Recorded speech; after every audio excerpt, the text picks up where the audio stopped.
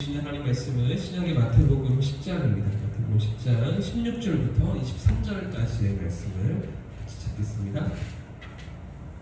신약 성경 마태복음 10장 16절부터 23절까지의 본문인데요. 교독해서 읽겠습니다. 보라, 내가 너희를 보냄이 양을 이리 가운데로 보냄과 같도다. 그러므로 너희는 뱀같이 지혜롭고 비둘기같이 순결하라. 사람들을 삼가라.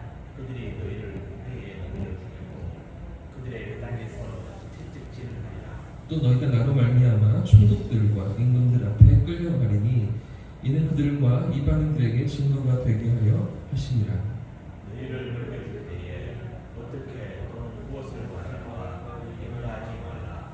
그때에 너희에게 말을 주시리니 말하는 이는 너희가 아니라 너희 속에서 말씀하시는 이니 곧 너희 아버지의 성령이시니라. 장차 형제가 형제를 아버지가 자식을 죽는 데에 내드리며 자식들이 부모를 대적하여 죽게 하리라. 또 너희가 내 이름으로 말미암아 모든 사람에게 미움을 받을 것이나 끝까지 견디는 자는 구원을 얻으리라. 이 동네에서 너희를 박해하거든 저 동네로 피하라. 내가 진실로 너희에게 이르노니 이스라엘의 모든 군대를 다 다니지 못하여서 인자가 오리라. 아멘. 할렐루야. 오늘도 은혜로운 날로 하나님이 우리를 인도하실 줄 믿습니다.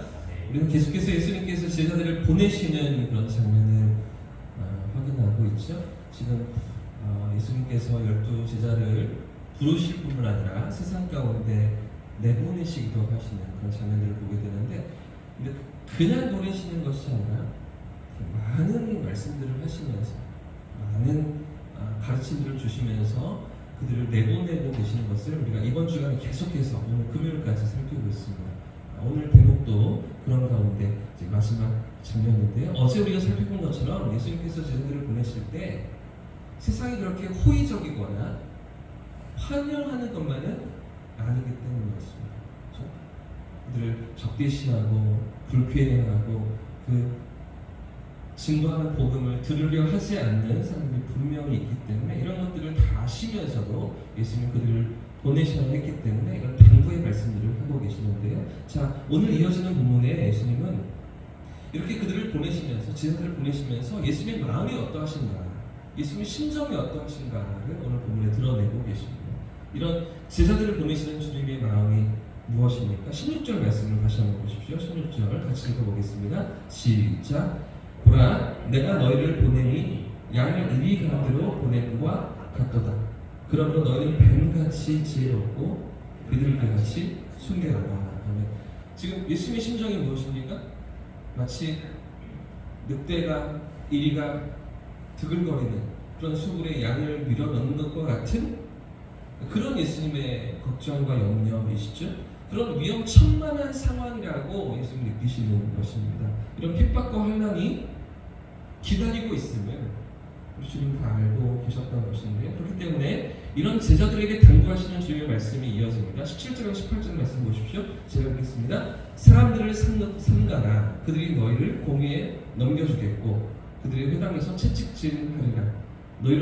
너희가 나로 말미암아 총독들과 임금들 앞에 끌려가리니 이는 그들과 이방인들에게 증거가 되게 하려 하신다. 여러분, 이 말씀은 제자들이 예수님과 함께 지내던 예수님의 공생의 기간에는 일어난 일이 아니었습니다. 제자들이 예수님을 따라다니던 3년 반 동안의 그 시간 속에서는 이런 사건들이 없었어요. 그런데 언제부터 이런 핍박이 실제로 제자들에게 찾아옵니까? 예수님이 승천하시고 난 다음이죠. 예수님이 떠나시고 성령께서 그들 가운데 찾아오시자 그 복음의 증인으로 세상 밖으로 제자들이 나가게 되었을 때 그때 이런 사건들을 직면하게 되지 않았습니까? 우리가 계속해서 사도행전 말씀을 주일마다 살피고 있는데요. 그런 대목들을 보게 되죠. 이제 세상 앞에서 제자들이 이 복음을 나누고 세상 속으로 침투해 들어가려고 할 때에 이런 핍박과 고통과 어려움이 제자들 가운데, 교회 가운데 일어나고 있는 것들을 우리가 보게 되지 않습니까? 이런 제자들이 감옥에 갇히기도 하고요, 또 신문을 받기도 하고요, 모진 고초를 당하게 되는데 이번 주 돌아오는 주일에 우리가 살피게 되는 본문에서도 사도행전 5장의 후반부에서도 감옥에 갇혔다가 기적적으로 천사가 옥문을 열어주고 이 사도들을 풀어주는 장면을 확인하게 됩니다. 근데 이런 제자들이 감옥에서 풀려나자마자 어디로 나아갑니까? 붙들렸다 그 자리로 다시 나아가. 붙잡혔던 그 자리에 다시 섭니다. 그것도 새벽에 성전에 서서 생명의 말씀을 증거하고 있는 그런 모습들을 우리가 이번 주에도 확인하시게 될 텐데요. 붙들렸던 그 자리로 다시 나아가는 거예요. 그리고 다시 붙잡힙니다. 복음을 또 전하다가 다시 붙들려서 또 모진 고초를 당합니다. 채찍질을 당합니다. 이 채찍질을 당했다는 것은 이 바울이 고백하는 것처럼 40에 하나 감한 매를 맞았다는 건데 40대까지 때리면 사람이 죽겠으니까 한 대는 감화해서 때렸다고 합니다. 이런 모진 고초를 제자들이 당해야 했던 것이죠.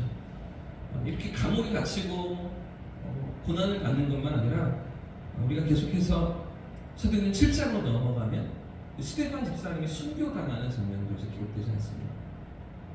10장으로 넘어가면 야고보 사도가 또 순교를 당합니다. 이런 일들이 제자들 가운데 있는 것이죠. 그런데도 불구하고 주님 보내십니다. 자, 사도 바울을 생각해보면 어떻습니까? 그는 40에 하나 감한 매를 5번이나 맞았습니다. 그리고 3번이나 채찍으로 맞고 게다가 돌에 맞아서 거의 죽을 뻔한 그런 바울이기도 했었죠. 이러면 어떠십니까? 이런데도 예수님 믿는 거 괜찮으십니까? 예수님 따라가는 거 하시겠습니까? 사실 예수를 믿고 예수님 가신 길을 따른다는 것은 세상 사람들이 생각하는 것, 세상 사람들이 꿈꾸는 것처럼 화려하거나 좋은 대접을 받거나 호화로운 아파트에 살면서 흥청망청 돈을 쓰는 그런 일들은 아닌 것 같습니다. 왜 그렇습니까? 예수님께서 먼저 좁은 길로 가셨기 때문이죠. 우리 주님께서 먼저 이 고난의 길로 나아가셨기 때문에 뿐만 아니라 지금 당신을 따르는 제자들에게 뭐라고 말씀하고 계십니까? 분명히 고난이 있다는 것이죠. 핍박이 있다는 것이죠. 그런데도 왜 주님은 이 길을 걸으라고 말씀하신 것일까요? 왜 이 길로 제자들을 내보내시는 것입니까? 이 길 끝에 승리가 있기 때문입니다. 할렐루야! 이 길 끝에 생명이 있기 때문인 것이죠. 자, 뿐만 아니라 오늘 말씀을 보시면 이 길을 걷는 제자들에게 주님이 약속하신 3가지가 나타나고 있습니다. 핍박만 있는 것이 아니라 괴로움만 있는 것이 아니라 이 가운데 주님이 약속하시는 3가지가 오늘 말씀에 기록되고 있는데요. 먼저 19절 20절 말씀을 같이 읽어보겠습니다. 시작. 너희를 여겨줄 때 어떻게 또는 무엇을 말할까 염려하지 말라. 그때 너희에게 할 말을 주시리니 말하는 이는 너희가 아니라 너희 속에서 말씀하시는 이 곧 너희 아버지의 성령이시니라. 아멘. 우리 주님의 첫 번째 약속이 무엇일까요? 성령이 함께 하신다는 것. 그냥 제자들을 내보내기만 하시는 분이 아니시죠? 성령으로 함께 하시며 성령으로 동행하시고 성령을 인도하시겠다고 약속하시는 것입니다. 성령이 함께 하시면서 말할 것들을 주시겠다라고 하시는 것이죠. 여러분, 우리 주님은 우리의 연약함을 아십니다. 우리의 부족함도 아십니다. 그런데도 불구하고 우리를 사용하기를 원하시는 것이죠. 우리를 통해서 당신의 뜻을 이뤄가기를 원하시는 것입니다. 전도에 미련한 것을 사용하시고요. 그런 가운데 하나님의 역사와 일하심을 나타내시기를 원하시고 그런 속에서 우리가 성장하며 우리가 하나님을 더 깊이 알아갈 수 있기를 원하시는 겁니다. 여러분, 오늘도 우리의 삶을 인도하시는 성령님을 의지할 수 있기를 축복합니다. 그래서 그 성령의 인도하심을 따라 나아가는 저와 우리 모든 성도님들 되시기를 주님의 이름으로 축복합니다. 오늘도 우리 안에 내주하시며 우리 가운데 역사하시는 성령께서 우리 걸음을 붙들고 계심을 신뢰하면서 우리 믿음의 걸음을 내딛는 그런 하루가 되시기를 축복합니다. 사실 오늘 말씀도요, 이 19절과 20절 말씀도 이 말씀을 듣고 있던 제자들에게 어떻게 현실로 되어 나타났습니다. 얼마 시간이 되지 않아서 제자들이 공의 앞에 끌려가게 됩니다. 그죠? 대제사장들 앞에, 사두개인들 앞에, 종교 지도자들 앞에 신문을 받게 되죠. 자, 그런데 이렇게 신문을 받는 제자들이 어떻게 답변을 합니까? 사도행전 2장과 3장과 4장으로 이어지는 이 베드로의 모습을 보시면 그 3년 반 동안 예수님을 따르던 똑같은 베드로 맞습니까? 그렇게 다혈질이었고 그렇게 욱하고 성질 급한 그런 베드로가 맞습니까? 우리가 사도행전에서 보는 베드로는 전혀 다른 사람이 되어 있잖아요. 완전히 지혜롭고 완전히 논리성연하고 완전히 담대한 그런 베드로의 모습을 사도행전이 우리에게 기록해서 보여주고 있지 않습니까? 그 안에 누가 계십니까? 성령께서 함께 하십니다. 성령께서 말할 것을 생각나게 하시고 가르치시며 감동하셔서 사용하시는 그런 장면들을 우리가 보게 되는 것이죠. 베드로만 아닙니다. 다른 사도들도 마찬가지이죠. 공회 앞에서 그 대단한 권세 앞에서 유대인들 최고 권력 기관, 그들의 어떤 종교적인 그런 문화 속에서 가장 권위 있는 그런 산드린 공회에 그 앞에서도 전혀 위축되지 않는, 두려워하지 않는, 숨죽이지 않는 사도들의 모습을 사도행전이 계속해서 우리에게 보여주고 있는데, 십자가의 복음을 담대히 증거하고 우리가 이의 증인이라고 외치는 그런 사도들의 모습을 성경이 우리에게 보여주는 것이죠. 누가 함께하고 계십니까? 성령께서 함께하시는 것이죠. 지금 주님의 약속대로 친히 할 말을 가르치시며 그들 가운데 넣어주시는 성령이 찾아와 계신 것이죠. 성령 하나님께서 오늘도 우리 가운데 함께하시는 줄 믿습니다. 우리에게 지혜를 주시고 우리 걸음을 붙드시고 인도해 가시는 성령의 이루시는 역사를 기대하면서 이 새봄을 살아가는 저와 성도님들 되시길 축복합니다.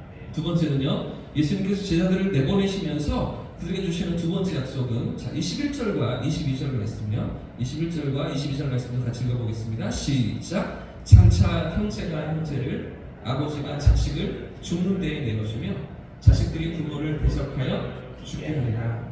또 너희가 내 이름으로 말미암아 모든 사람에게 미움을 받을 것이나 끝까지 견디는 자는 구원을 얻으리라. 아멘. 끝까지 견디는 자에게 무엇을 주신다고요? 구원을 주신다. 두 번째 약속은 끝까지 견디는 자에게 구원을 약속하고 계시는 것이죠. 여러분, 이 말씀은 어제도 말씀드린 것처럼 영적인 세계가 열리지 않는 영혼들이 식구들 가운데도 있다는 것이죠. 그러니 영적인 세계를 보지 못하고 구원의 복음을 깨닫지 못하는데, 하나님 나라를 인식하지 못하는데 분쟁이 있을 수밖에 없다는 거죠. 가정에서도, 식구들 가운데서도 이 핍박도 받을 수 있다는 것이죠. 뭐 요즘이야 뭐 종교는 자유다 그러면서 나는 건들지 마라, 너나 잘 믿어라, 이런 분위기가 되었지만, 그러나 불과 우리나라는 뭐 30년, 40년 전만 해도 어땠습니까? 안 믿는 집에 시집을 가서 교회 다닌다고 하면 핍박받는 일도 있었잖아요. 그렇죠? 쫓겨나기도 하겠습니다. 이렇게 새벽 예배 드리는데 쳐들어와서 그죠? 쫓아오기도 하고요. 뭐 이런 일들이 있지 않으셨습니까? 그러나 여러분, 이 믿음을 끝까지 지킨 사람에게 우리 주님 약속하시는 구원이 무엇입니까? 영원한 하나님 나라를 약속하시는 것이죠. 이기는 자에게 주시는 그 나라를 누리게 하시는 것입니다. 사랑하는 여러분, 끝까지 견디는 우리 성도님들 되시길 축복합니다. 끝까지 승리하는 저와 우리 모두가 되기를 축복합니다. 자, 그런가 하면 마지막 주님의 위로의 말씀은 마라나타, 우리 주님께서 곧 오신다는 것인데요. 23절 말씀도 같이 한번 읽어보죠. 마지막으로 23절 시작. 이 동네에서 너희가 박해를 받거든 저 동네로 피하라. 내가 진실로 너희에게 이르노니 이스라엘의 모든 동네를 다 다니지 못하여서 인자가 오리라. 아멘. 우리 주님께서 곧 오신다는 것입니다. 우리 주님의 오심이 너무 늦어지지 않고